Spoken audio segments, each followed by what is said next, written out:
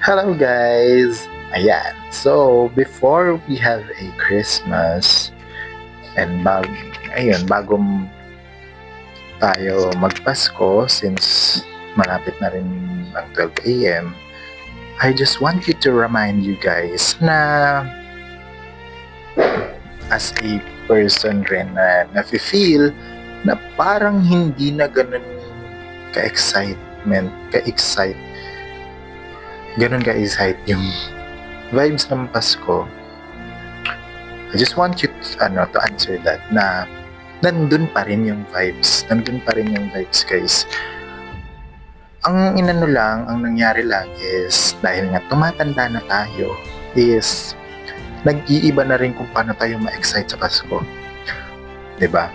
Tumatanda na tayo, nagmamature na tayo, hindi na tayo katulad ng mga bata na katulad ngayon.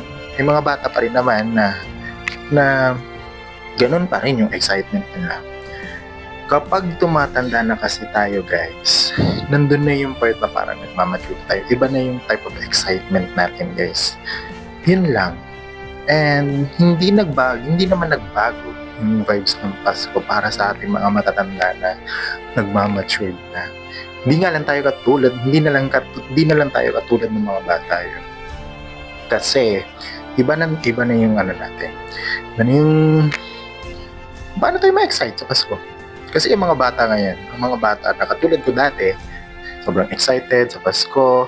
Kapag nag-12 a.m., kakanta ng mga Christmas songs, pag September pa lang, nag-celebrate na agad ng Pasko, ganon. Ganon ako dati nung bata ako. Pero ngayon, iba na yung kung paano ma-excite. Ibang way na. Nandun pa rin yung excitement, guys.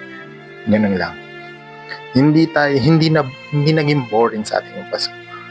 Nag-iba lang kung paano tayo mag-celebrate ng Pasko. Tayong mga nag-matured na, diba? Yung mga bata hanggang ngayon is ganun pa rin naman yung paano sila mag-celebrate, diba? Ganyan rin tayo dati. Ayun lang, reminder lang sa inyo guys, and Merry Christmas to all!